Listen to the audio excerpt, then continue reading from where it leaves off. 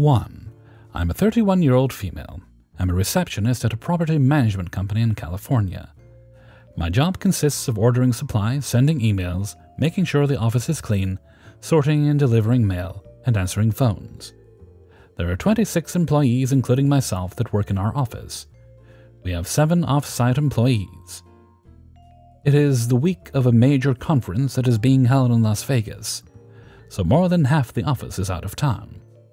I get a phone call from a client wanting to speak to one of the property managers that is currently in Vegas for the week. The story was from September of 2022, so I do not remember it perfectly, but the conversation went about like this. Thank you for calling. This is OP. Yes, hello. This is Sam. I need to speak to Mr. Bob. I'm sorry, he's out of town traveling today to a conference. I'm happy to send you to his voicemail so he could respond to you that way. Sure, that sounds good, thank you.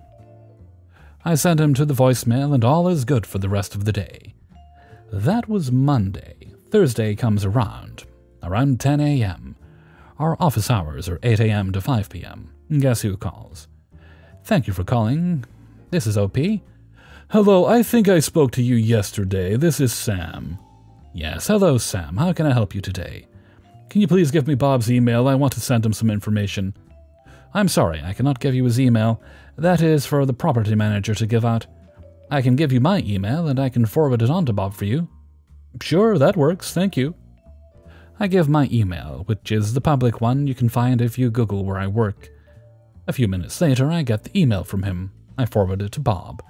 I let Sam know that I forwarded it and to have a great day. Wednesday comes around, Sam sends me another email wanting to confirm that Bob received the information he sent.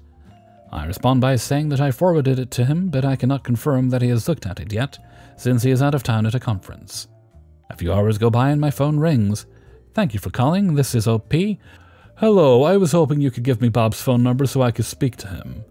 Hello again, Sam. I am sorry, but I'm not allowed to give out the property manager's phone numbers. I can put you to his voicemail, though, and if he has a chance, I'm sure he will call you.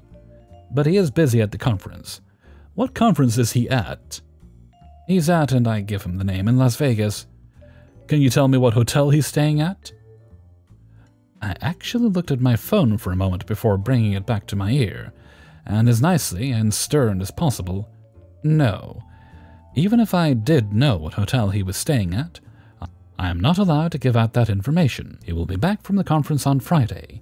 I can give you his office phone number, the one I am allowed to give out, and send you his voicemail again.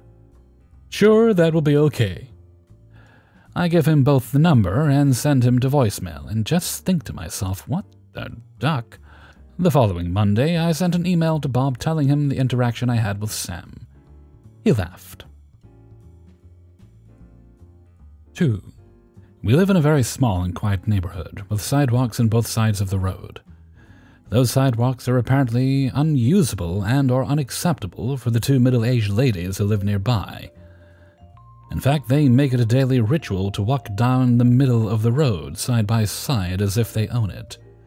It's obnoxious, but our family is used to it at this point. My daughter's very mild-mannered beau had the unfortunate instance of encountering them yesterday. It was nearing dusk, and he was rather taken aback by the figure skulking alongside his car, as he and my daughter were getting ready to leave. His windows were down, as it was an unseasonably pleasant afternoon here, and he said, a bit too loudly, to my daughter, "Do they know there are sidewalks here?"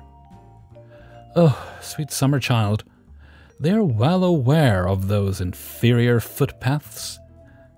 Though our sidewalks are uniform and well maintained throughout the neighborhood, they are not quite wide enough for these ladies, especially when they're flailing their arms about and gesturing wildly as they gossip. These 2 ding-dongs might actually be the embodiment of mobile rumor windmills. But I digress. This was around the time I was summoned into the situation. Boyfriend and daughter had just left moments prior, which I knew for a fact, thanks to Life 360. I was just doing the mom thing with my preschooler and toddler, so I didn't even hear the thumping at first. And then our doorbell rang. Again. And again. And again, coupled with a frenzied rapping. Within that 30-second span, I surmised that whomever was at the door would not be leaving until they got whatever it was they wanted. As I opened the door, I surmised that my initial reckoning was correct. Before me stood the two flaxen-haired women with fire in their eyes and spittle in the corners of their now tight-lipped mouths. Oh, fart buckets, what's going on? I thought to myself. Something had troubled or offended them so greatly that their brows were furrowed. An astonishing feat with the amount of Botox also involved. Before I could utter a greeting, the first dame put one hand upon her ample hip. The other she balled into a fist, sans one digit wagging about wildly, and declared, "Your daughter just left here, didn't she, with her boyfriend?" I stared blankly for a second, then, idiotically, optimistically, said, "Hi, it's nice to see you. Your daughter just left, right?" Just a bit ago. Yes, what's going on?" I was getting anxious at this point. What on earth had my daughter done? She's far from angelic, few teenagers are. She has been caught doing some very facepalm-worthy stuff, for sure. But she's never been blatantly disrespectful or openly ignorant in her antics. Holy hobgobs, what has she done now? "They told us to get out of the street," the other woman blurted out. Jehoshaphat's junkies, that's what this is all about? I blinked an eye twitch as both relief and exasperation swept over me. Before I could react, the first streetwalker swiftly jumped in. They yelled at us to get out of the road." I stood there flummoxed for a second or two, before the more vocal and dramatic woman concluded, "I mean, as a mom, I'd want to know if my kids did something like this." I fear the over-exaggeration of her words is not being properly conveyed. "Oh, thanks for letting me know. I'll talk to them." I said that as sincerely as I could muster, while trying to mask the frustration building within. She then began to repeat the last bit. I really didn't want to hear her hiss this at me again, so I closed my eyes and nodded emphatically. "I get it, got it, thanks." I silently cursed my husband for being in the shower at that very moment. I had to stand there, at least semi-straight-faced, and pretend like I wasn't even a little proud of my kid, and or her boyfriend, for saying something to these two dummies. I can't speak for the rest of the neighborhood, but for me, it's gotten old dealing with the streetwalker shite.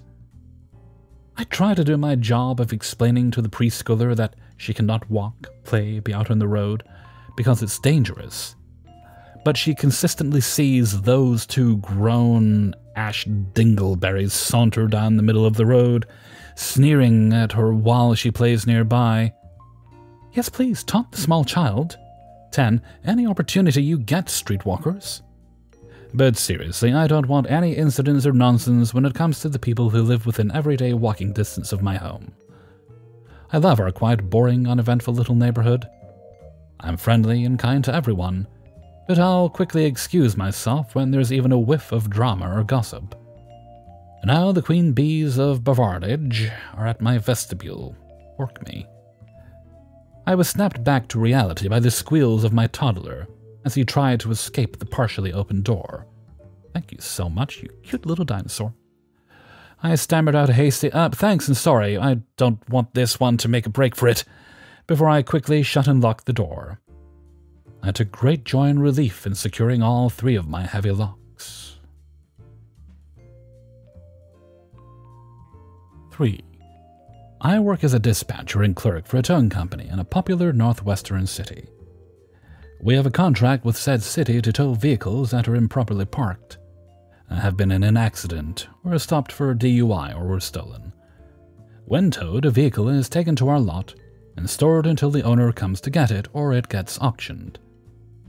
It is our responsibility to safeguard the vehicle and its contents until such time as it's remedied or sold.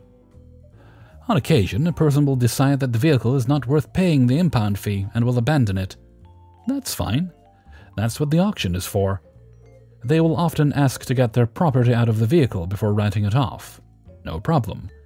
The law and our policy states that whether redeeming the vehicle or getting property out of it, you have to show proof of ownership.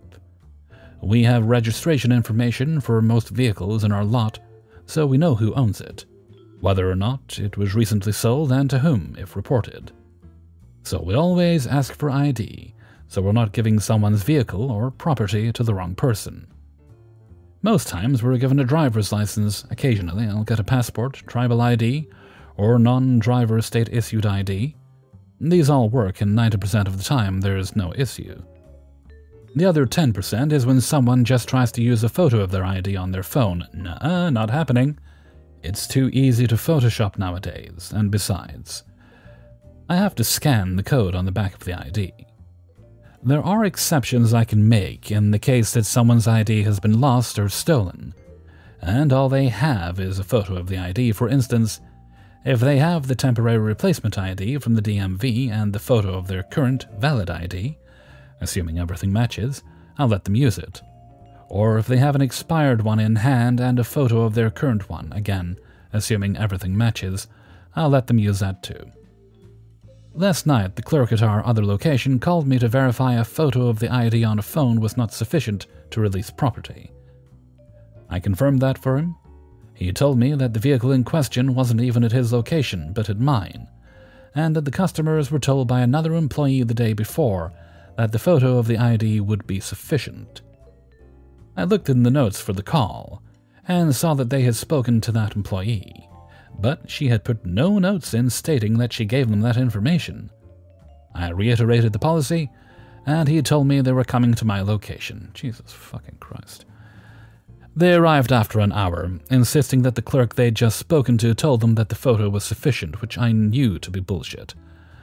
Then they fell back on the previous story that the other employee yesterday said it was okay. I felt this was some kind of scam, but giving them the benefit of the doubt, I said, "I'm sorry. The other employee gave you the incorrect information. I can't accept just a photo of an ID." I explained the exceptions that I could make. They immediately began screaming at me, calling me a liar, and threatening to call the police. I told them to go right ahead and call the police.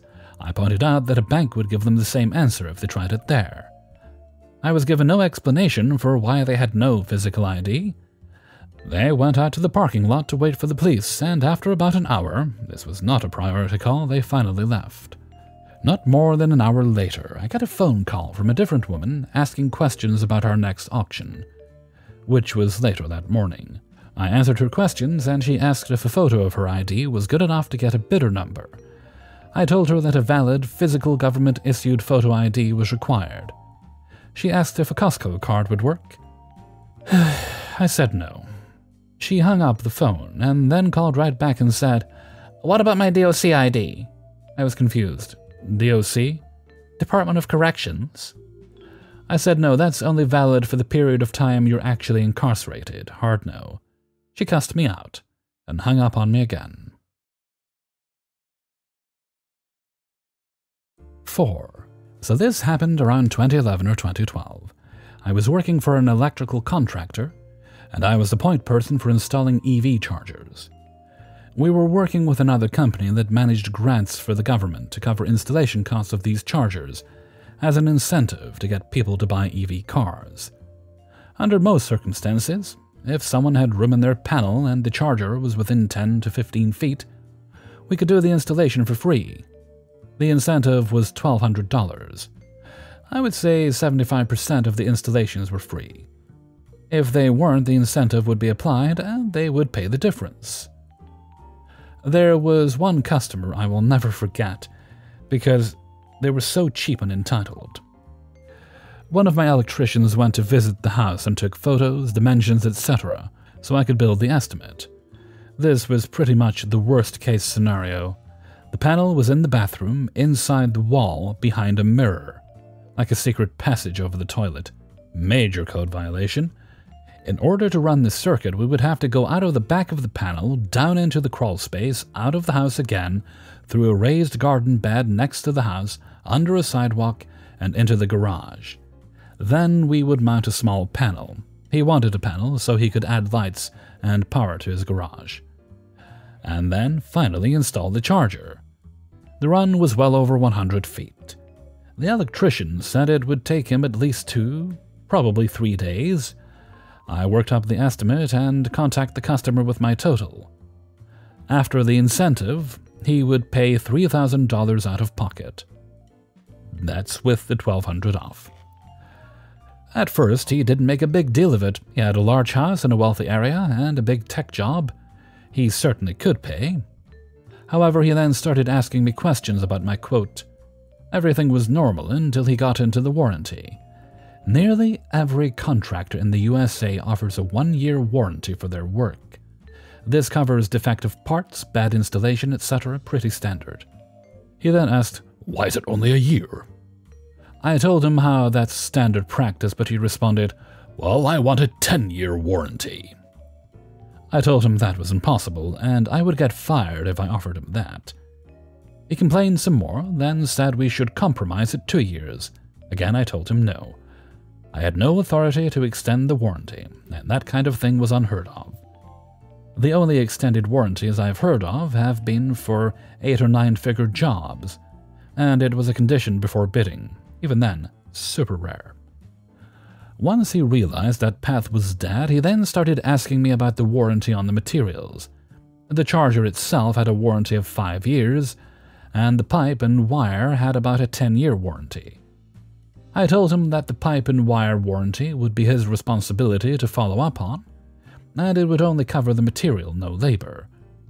He thought this was BS and started going on about how another brand of EV charger had a 10-year warranty, and he could get it from the hardware store. I said, "That's great, but this incentive only covers this charger we offer. We would be happy to install that for you, but there wouldn't be any incentive." Finally, he thanked me and said he would think about it. A couple of days later, he emailed me and said, "I'm very disappointed in your lack of a 10-year warranty. In lieu of this, I want a $2,500 discount instead of $1,200 and a 2-year warranty." At this point, I was done with the jerk and emailed my contact at the other company. The contact's name was Pam, and she was a really nice, reasonable person. I forwarded the customer's email to Pam and explained the situation. She agreed that this guy was being ridiculous. She then forwards the email to her boss, Todd. He then replies to the customer to try and resolve the issue. Todd, unfortunately, forwards the entire email chain to the customer, including the parts where Pam had called him difficult and ridiculous. Thankfully, none of us said anything offensive. The customer was still very upset at what was said in the email and tried to backtrack and say, "I wasn't trying to be difficult. I just want to get the best deal possible." Todd finally pulls his head out of his butt and simply tells him, "I'm sorry you're disappointed, but I think our services aren't what you're looking for. I suggest you go ahead with your alternate chargers so you can get the best deal possible." And with that, we were finally done with this guy. I blocked him on my phone and email and never heard from him again. I did learn one very valuable lesson. Always write your email in a professional manner, and as if the person you're talking about might read it. Because sometimes they will, and you don't want to say something that will bite you later. 5. Well, I don't usually expect to see entitled people while out and about. I certainly don't expect my own party to be the entitled ones. Knowing how my aunt was raised, I should have expected it. But it still shocked me when I was at a Christmas-themed fair 2 weeks ago. It was the sort of place that usually held adventures of high fantasy, elves, dwarves, knights, and whatnot.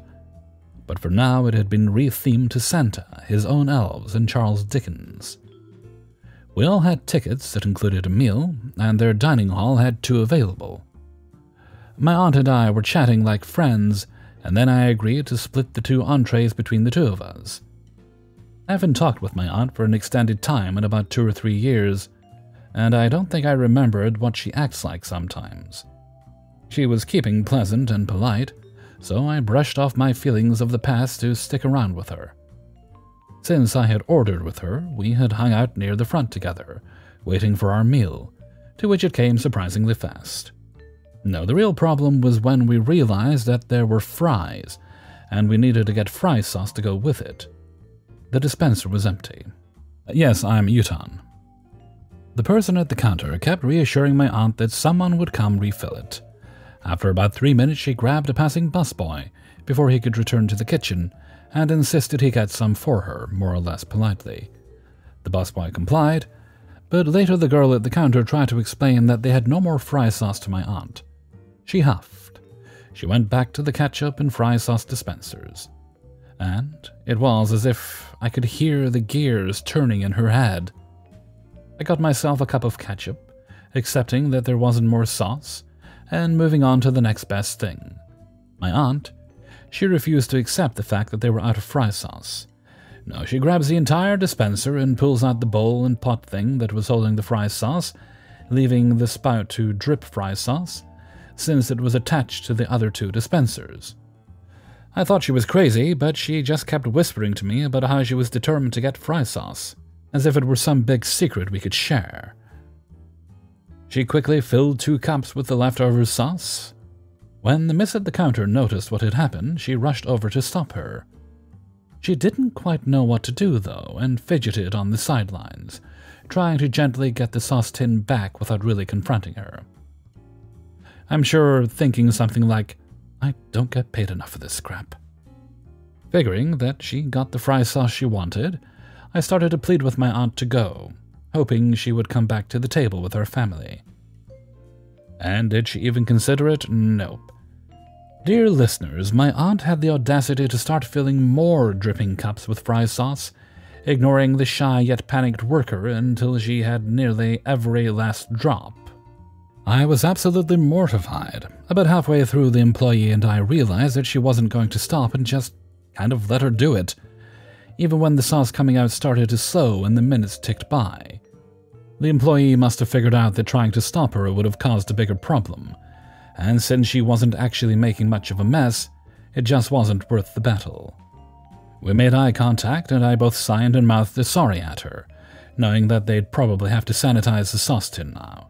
She returned with a hand up and mouthed, "It's fine," even though we both knew it wasn't. My aunt, after having filled about 12 dipping cups, which, fair, we had a big family there, finally let go of the sauce tin, and the employee gave her a tight-lipped smile as she took it back and went back to the kitchen. I unhappily helped my aunt carry the sauces back to the table. Still baffled why she would actually do such a thing, she victoriously placed them on the table and cooed, "Now we have fry sauce and everyone here is jealous." I cringed at that. Maybe not, but did you really have to put the restaurant through a spectacle to get what you wanted? Later on, more people got a more red than pink fry sauce, my aunt commenting about how we had real fry sauce, and that theirs was just a mayo and ketchup mixture the kitchen made. Sure, they don't have the perfect ratio for fry sauce, but those guys also didn't have to make a scene to get it, and were patient for only about 10 minutes for more. To top it all off, eventually our meals were made, and my aunt decided to split up the meal at the counter instead of with me, only bringing me my plate after she divvied up the meals. There were chicken fingers, and she gave me the smaller ones, and there was a burger we'd been waiting for, with a convenient cross and plus sign marking how easy it was to split in half. The only problem was that the patty itself was not centered on the bun. You'd think she would cut the direction that gave both halves equal amounts of patty, right? Of course not, are you kidding? She's entitled. She cut it in half so half the burger had no overhang, and the other half had all the overhang. Can you guess which half she gave me? I even pointed it out to my dad when she got up, but I let it go because I don't want to cause conflict in the middle of a crowd of entitled siblings altogether. I think I enjoy living and breathing, thank you. That burger was so good, especially since I hadn't eaten nearly all day and I was starving, and was stealing fries from everyone. Meanwhile, my aunt had the audacity to not even finish the burger she gave herself more of. The poor burger. I wasn't going to eat it since she got her saliva all over it. The stupid chicken strips were more dry than the air here, in the desert, and unsatisfying. Needless to say, I will never share with her again. I learned my lesson. I love my aunts, but sometimes they're a burden to have normal interactions with, and that's a shame. Hey everybody, Hellfreezer here, and thank you very much for listening to Idiots in the Wild, episode 98. And thank you very much to everybody who allowed me to use their stories in this video. Please do boop the like button, and share the video around with friends and family.